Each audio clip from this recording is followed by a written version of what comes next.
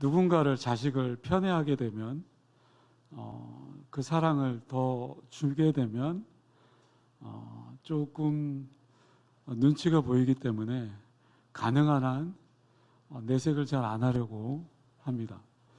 근데 그렇게 하다 보면 마음이 가는 쪽이 있어요. 네. 사랑은 또 이렇게 자기 하기 나름이지 않습니까? 네. 여러 셀이 있습니다. 특송할 때 물론 다 사랑스럽고 다 귀한 셀들이지만 오후 시간에 아주 특별하게 더 마음이 가는 셀이 있습니다. 누구라고 얘기하지는 않겠습니다. 누가 있기 때문에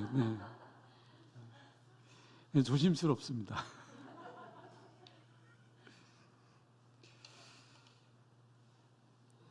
요즘 교회 학교 또 우리 중고등부 학생부 이렇게 코로나 이후에 같이 예배를 드리고 또 이렇게 함께 하고 있지 않습니까?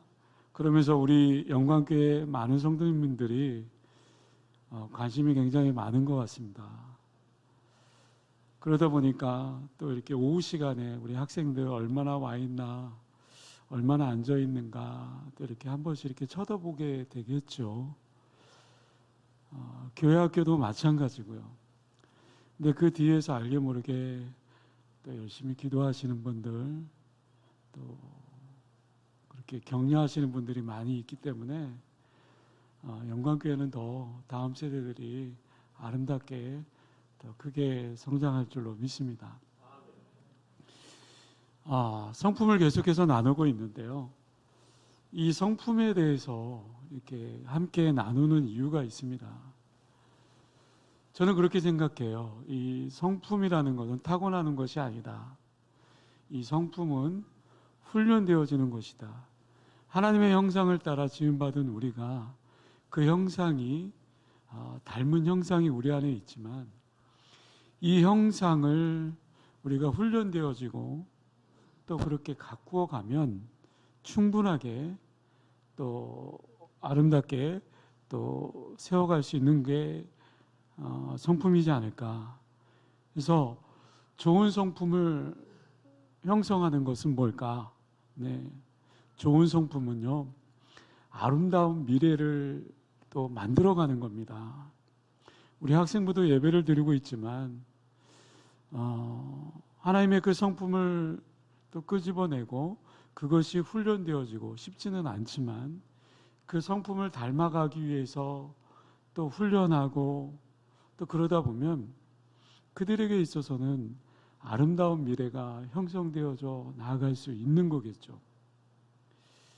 그래서 이 성품은 고정되어 있는 것이 아니라 자란다, 성장한다. 그러나 또 반대로 이 성품을 그릇되게 또 하게 되면 쇠퇴하기도 합니다. 오늘은 늘 변하고 있습니다. 우리의 삶도 변하고 있습니다. 늘 변화되어 왔고 앞으로도 계속해서 변화되어 질 겁니다.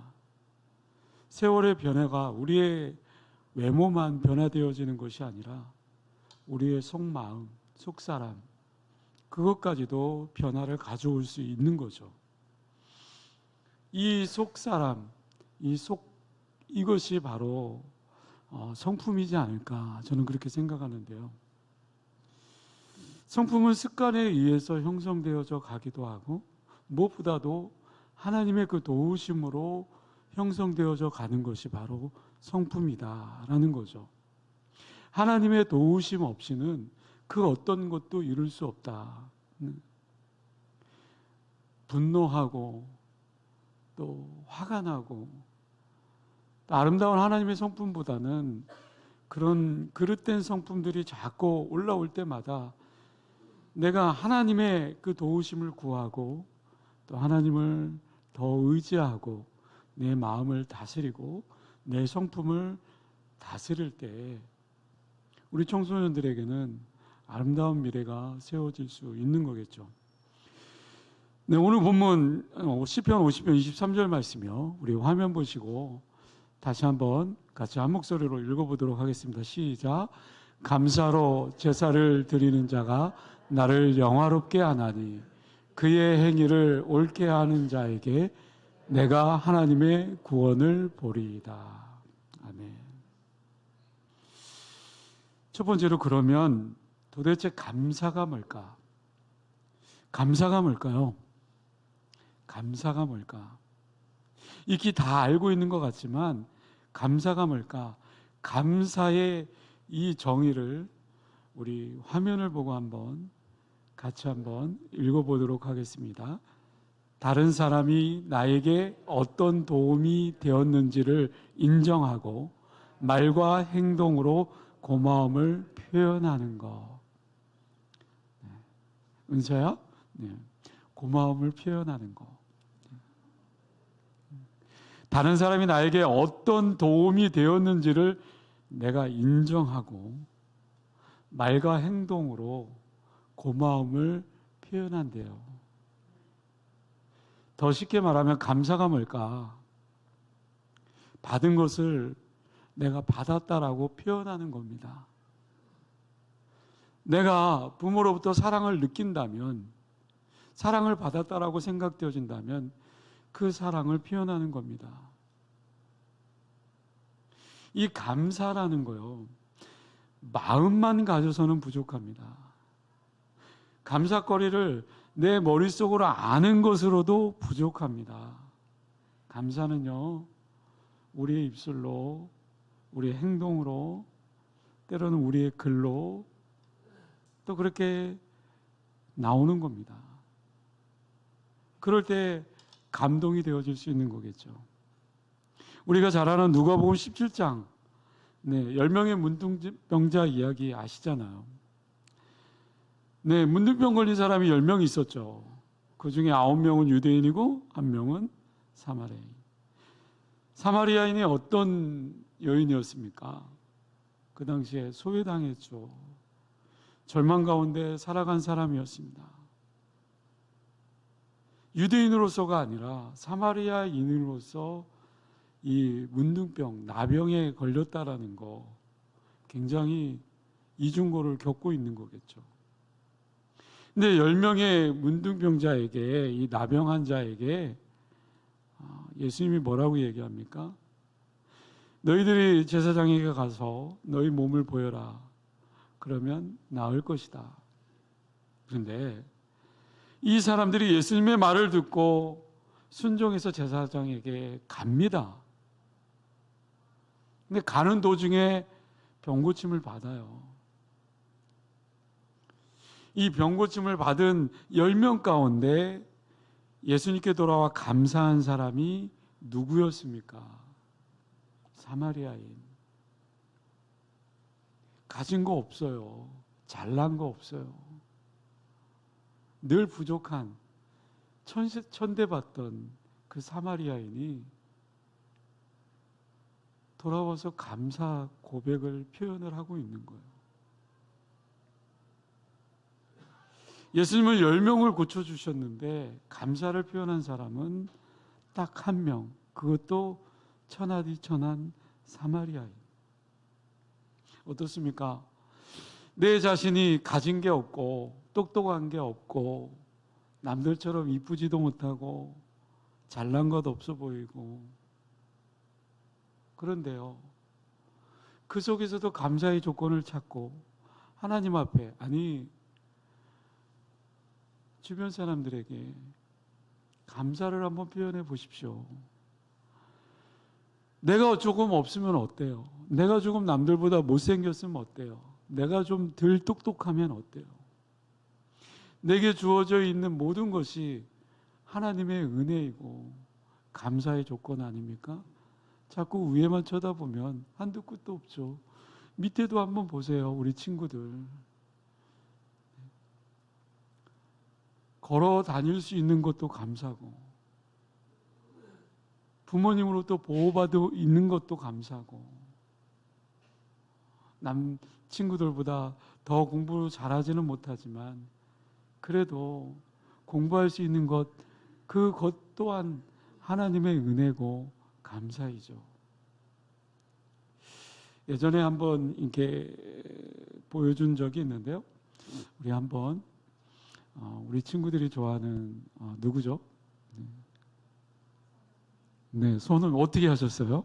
네, 네, 작년에 그 프리미어 리그에서 득점왕에 올랐죠. 근데 이 손흥민 선수가 지금 동료들로부터 득점왕이 되도록 도움도 받았고 득점왕이 공동 1위였지만 득점왕이 되는 순간 모두가 손흥민을 안아주고 높여주는 것을 보게 돼요. 요즘에 그 호날두 아세요? 호날두, 네, 맨체스터 유나이티드에 얼마나 이 네 가지가 없는지, 네. 그 친구는 별로 이렇게 인정을 받지 못하는 것 같아요. 성품이 그릇된 것 같아요. 제가 가끔 이렇게 보면요, 손흥민 선수는 마지막까지 팬 서비스를 하고요, 끝까지 경기장에서 정말 이렇게 많은 사람들로부터 이 성품이 너무 훌륭하기 때문에 칭찬받는 것을 보게 됩니다. 저 화면은 올해, 네, 토트넘이 어느 회사를 통해서 우리나라에 이렇게 초청받아서 시합을 한 경기인데요. 손흥민 선수가 직접 나가서 인천공항에 나가서 동료 선수들을 맞이하고 있는 거예요. 웰컴 투 코리아. 네, 환영한다, 친구들아. 그러면서 또 주변에 있는 친구들이 이렇게 공항에 와서 같이 함께 또 이렇게 하는 모습을 보게 됩니다. 손흥민 선수의 그 인성을 보면 참 대단한 것 같아요. 그 아버지 성품이 굉장히 좋죠. 뭐 아버지의 성품을 담기도 했지만 어찌됐든 동료들로부터 인정을 받고 동양인으로서 이 영국 인종차별이 굉장히 심한 이 영국에서 득점왕이 된다? 볼을 안 주면은 득점왕 될 수 없잖아요. 그만큼 성품이 굉장히 좋죠. 네, 한국에 왔을 때 토트넘 선수들이 한국에 왔을 때 이 손흥민 선수가 이 선수들 각 방에 저희 동그랗게 그려 있는 이 선물들을 이렇게 주고 편지를 썼어요. 편지 내용이 이거예요. 웰컴 투 코리아. 보고 싶었어 형제들. 당신들이 내 나라에 온 것은 매우 의미 있는 일이야. 바쁜 일정이지만 우리가 좋은 에너지의 기억으로 좋은 시간을 보냈으면 한다. 이 기회를 빌려서 매우 고맙다라고 인사하고 싶다. 고맙다라고 인사하고 있어요. 감사하다라는 표현이죠. 이 득점왕이 혼자 될 수 있는 것은 아닐 거예요. 이 선수들이 함께, 팀원들이 함께 해줘야 이 득점왕도 가능할 수 있는 거겠죠. 감사는 이처럼 표현이라고 생각해요.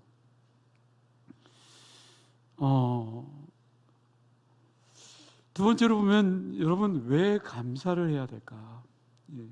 감사를 왜 해야 될까요? 감사를 하게 되면요, 아름다운 관계가 맺어질 수 있어요.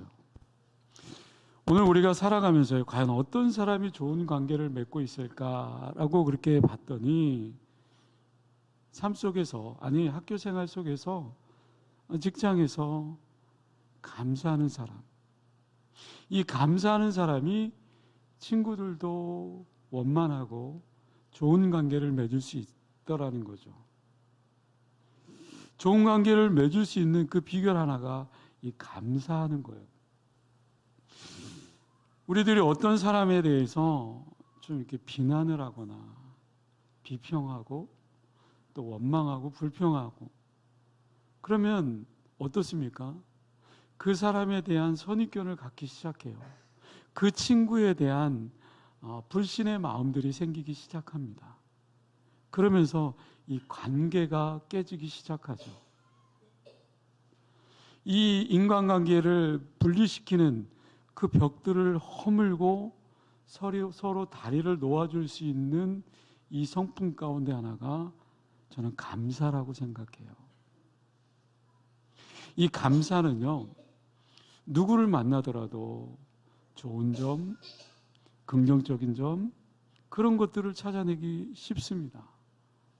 도저히 용납할 수 없는 그 사람을 만나도 이 사람에게는 감사의 성품을 갖고 있기 때문에, 그 안목으로 상대방을 바라보고 있기 때문에 그 사람은 관계가 원만해질 수 있겠죠. 또 감사하면 왜 감사해야 될까? 감사하게 되면요, 자족할 줄 알게 됩니다. 자족이라는 말은 만족하는 삶을 살게 된다라는 거죠.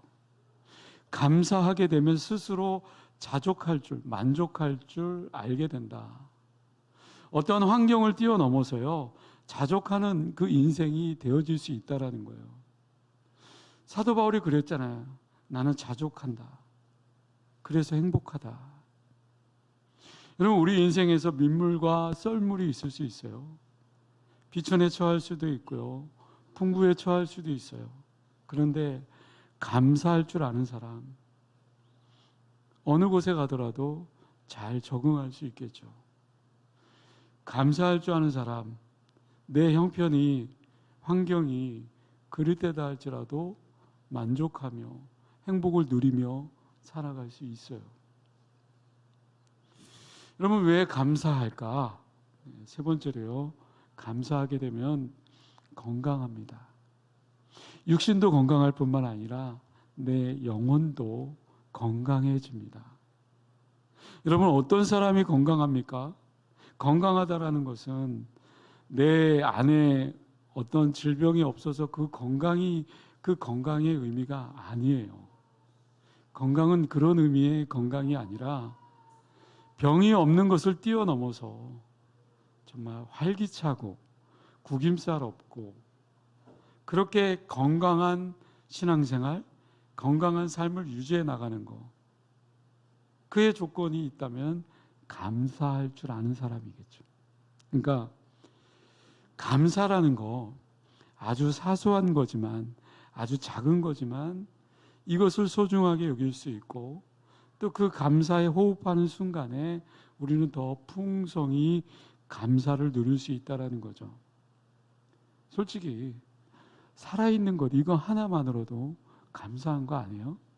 그죠? 감사를 표현할 수 있는 언어가 나에게 있다. 감사합니다, 하나님. 감사합니다, 여보. 감사합니다, 보영아. 이렇게 강대상이 있을 때만 해요. 집에 가면 안 해요. 한 주간의 삶이 우리의 인생의 그 감사로 또 향상될 줄로 믿습니다. 마지막으로 세 번째요. 왜 감사해야 되느냐? 아까도 얘기했다시피 감사하면 우리의 영혼이 아름답게 만들 수 있기 때문에 그래요. 타락한 인생의 특징이 있어요. 로마서 1장 21절 말씀인데요. 하나님을 알되 하나님을 영화롭게도 하지 아니하고 감사하지도 아니하고 오히려 그 생각이 허망하여져서 미련한 마음으로 어두워졌나니. 감사하지 않아요. 늘 그 얼굴을 보면 화가 나 있어요. 사소한 일도, 아주 작은 일에도 화를 내요. 감사하지 못해요. 감사하지 않는 영혼은요, 절대로 하나님을 영화롭게 할 수 없어요. 하나님을 알되 하나님을 영화롭게도 하지 아니하고 감사하지도 아니하고 오히려 그 생각이 허망하여지며 그 마음이 미련한 거예요. 어두운 거예요. 반대로 얘기해 볼까요? 작은 것이지만 그것에 감사하는 영혼은요, 하나님을 영화롭게 하는 거예요. 우리 화면에 보면 혹시 저 동물이 뭔지 아세요? 뭐요? 고슴도치? 네. 와, 어디서 이렇게 앞쪽에서 들리기는 하는 것 같은데요. 누가 한번 크게 얘기해 보시겠어요? 저 동물이 뭘까요? 고슴도치는 안 해요. 네. 네?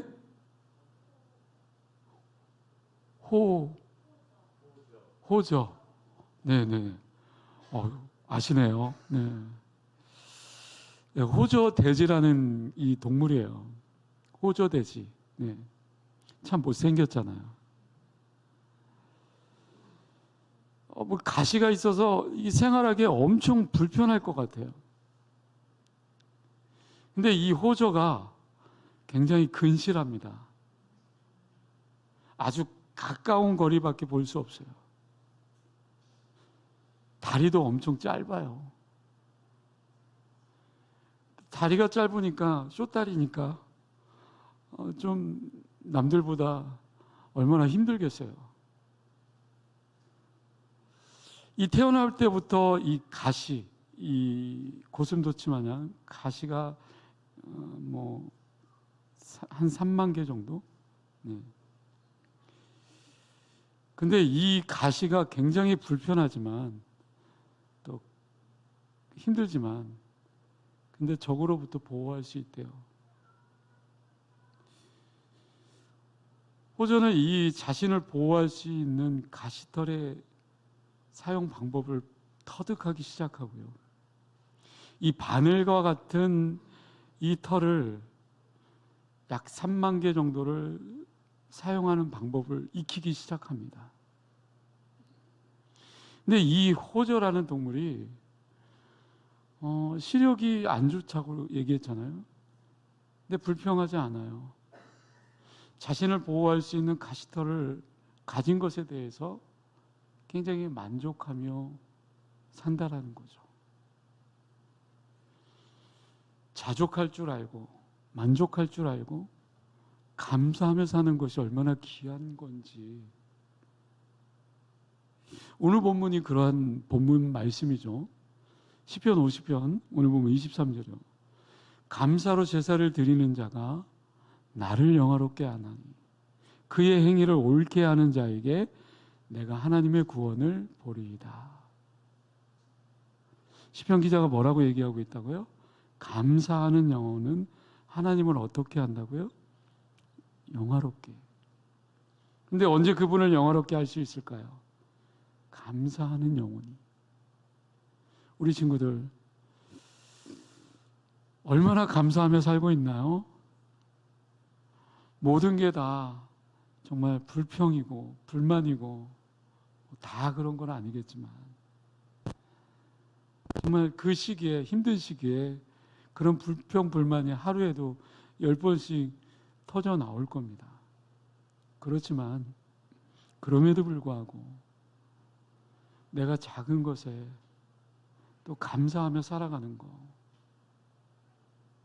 어떤 사람을 만나도 내가 소중하게 여기고 감사하게 여기고 부모님과 함께 사는 것 그것 또한 감사하게 여기고 내가 하나님을 알고 또 알아갈 수 있는 그 은혜를 허락하여 주신 것 또한 감사한 거죠. 아주 작은 것에도 감사할 줄 아는 그런 성품을 소유할 수 있어야 돼요. 말씀을 정리합니다. 이렇게 감사가 중요함에도 불구하고 우리가 깨달아야 될 것이 있다면 감사하지 못하며 살아가요. 근데 감사는 저절로 되어지는 것이 아니잖아요. 10명 모두가 치유함 받았는데 한 명만 감사했다? 감사는 우리가 10개 받아도 겨우 하나 하는 게 우리의 모습이지 않습니까? 감사는요, 저절로 되어지는 것이 아니에요. 끊임없이 훈련되어지는 거예요. 작은 것, 2%에도 감사할 줄 아는 것. 훈련을 통해서 습관되어지는 겁니다. 늘 얼굴을 찡그리고 불평하는 그런 친구들이 아니라 학교에 있을 때도 선생님 앞에서도 감사하고 또 그렇게 표현할 수 있는 여러분들에게 3가지 권면하고 싶어요. 어떻게 감사를 훈련할 수 있을까? 첫 번째, 감사의 조건들을 일부러 한번 찾아보십시오. 일부러 한번 찾아보십시오. 자연스러운 감정 가운데 하나 나오는 것이 그냥 감사, 그냥 굉장히 기쁠 때 그런 감사가 아니라 오늘 하루 내가 감사거리가 무엇인가를 찾아봐야 되겠다. 내 의지적으로 감사해 보자. 의지적으로 찾았을 때 놀랍게도 감사거리가 많아지기 시작해요. 첫 번째, 한 주 동안 감사거리를 일부러라도 한번 찾아보자. 두 번째, 일부러 감사거리를 찾았을 때 그것에 대해서 긍정적으로 해석하고 또 그렇게 찾아보자. 부정적으로 생각하면 감사가 되어질까요? 긍정적으로 그 감사의 조건들을 한번 찾아보자라는 거예요. 여러분들 마음 가운데 부정적인 마음들, 이 불편의 마음으로 보면 주변에 감사거리가 많아도 내 눈에 확 드러나지 않아요. 눈에 띄지 않아요. 감사의 마음으로 어떤 사건들을 내가 긍정적으로 해석하고 바라볼 때, 그 관점에서 나를 바라볼 때 그때 감사거리를 찾아낼 수 있겠죠.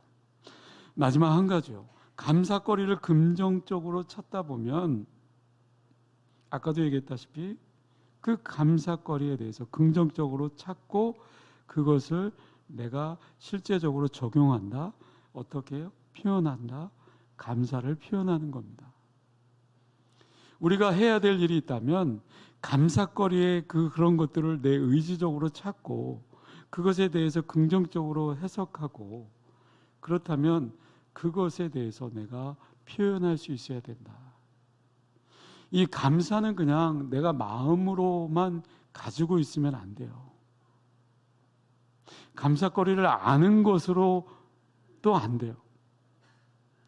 감사는 우리의 입술로, 우리의 행동으로, 우리의 글로 표현되어질 때 그때 그 감사가 더 풍성해질 수 있는 거예요. 요즘은 핸드폰이 있으니까 핸드폰으로 이렇게 메시지 보내고 어제 카톡이 저기 돼가 카톡으로 또 이렇게 쉽게 하잖아요. 근데 감사거리를 편지지에다가 적어보는 거죠. 한번 써보는 거죠.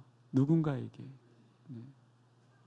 긍정적으로 그 마음 담아서 그러면 감사가 더 풍성해질 수 있겠죠. 목사님 때는 옛날에는 편지지에 편지 봉투에 이렇게 편지를 써서 그때 그 정감이 굉장히 풍성했던 것 같아요. 지금 핸드폰이니 컴퓨터니 카카오톡이니 쉽게 그냥 글 써서 보내지만 나름대로 편지지에 정성스럽게 써서 감사의 조건들을 내가 찾아낸다면 감사하는 대상에 대해서 써서 이렇게 나누어 본다면 더 풍성해질 수 있겠죠. 말씀을 맺습니다.